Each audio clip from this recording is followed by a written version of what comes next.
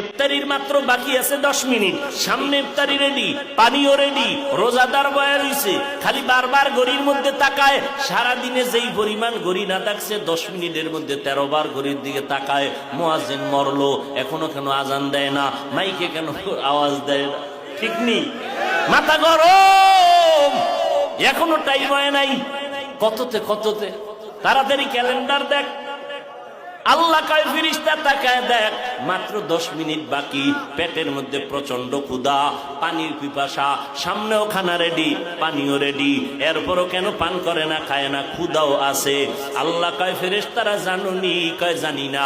আল্লাহ বলে, ও ফেরেশতা তাকায় দেখ, সবাই আমি আল্লাহকে ভয় করে, এবং তোরা সাক্ষী থাক, আমি আল্লাহ এদের জীবনের সব গুনাহগুলো মাফ করে দিলাম। আতিনা ফি দারে দুনিয়া না হাসান, আতিনা ফি দারে উকবা না হাসান, ইয়া গিয়াসাল মুস্তাগীসিন হদিনা লফতিখারা বিল উলুমে ওয়াল গিনা। হর গরিদে নেকো তু তৈয়ার হ্যায়, जो न मांगे उससे तू बेजार है। তাকওয়া অর্জন করো রোজার মাধ্যমে। এরপরে আল্লাহ কয় জবানটারে হেফাজত করো। কেমনে জবানটারে হেফাজত করব? আল্লাহর ভয় অন্তরে ঢুকাইয়া কথা বলার আগে আল্লাহকে ভয় করো।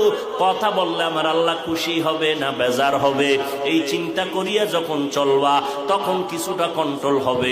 আর একটা কাজ হলো জিহ্বার দ্বারা কিছু কিছু মৌলিক গুনার কথা বন্ধ করো, কিছু মৌলিক নেক আমল চালু করো। তাহলে একটা পাত্রের মধ্যে কিছু থাকলে অন্যটা রাখা যাবে না, খালি পাত্রের মধ্যে অন্য কিছু ঢুকতে পারে। জিহ্বাটারে যদি নেক আমল দ্বারা চালু রাখো, গুনাহ সহসয় হবে না। জিহ্বাটারে নেক আমল দিয়া চালু রাখো, গুনাহ কম হবে। 1 নম্বরে শপথ করো, রমাজান আসতেছে, এখন থেকেই তৈরি হয়ে যাব। এই জিহ্বা দ্বারা যেই পরিমাণ মিথ্যা কথা বলছি, সামনে আর মিথ্যা বলবো না। মিথ্যা বললে কলব মরিয়া যায়, চেহারার নূর নষ্ট হয়ে যায়, আমল নষ্ট হয়ে যায়। একটা মিথ্যাকে ঠিক রাখার জন্য হাজারো মিথ্যার তালি দেওয়া লাগে। মিথ্যা বন্ধ করে দাও। আল্লাহর নবী বলেন, মিথ্যাবাদী জাহান্নামী। মিথ্যার দ্বারা মানুষের জিন্দেগি বরবাদ হয়ে যায়। আল কিযবু ইহুলিক।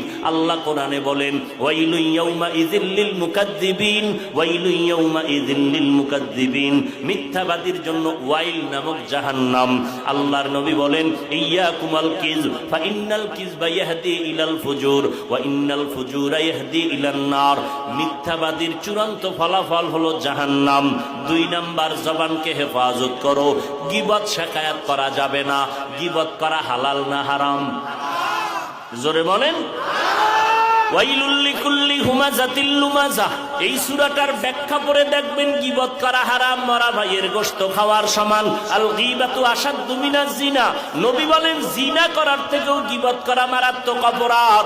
এই গীবত থেকে জবানকে হেফাজত করো। তবে এই সূরার ব্যাখ্যা পড়লে দেখবেন 4 কারণে গীবত করা ওয়াজিব, না করলে গুনাহ হবে।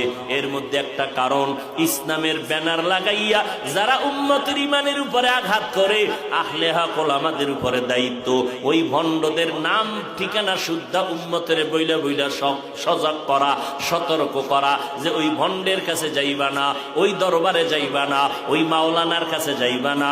এইভাবে আহলে হকরা বললে এটা সওয়াব হবে, এই গীবত করলে এটা সওয়াব, এই গীবত না করলে গুনাহ হবে।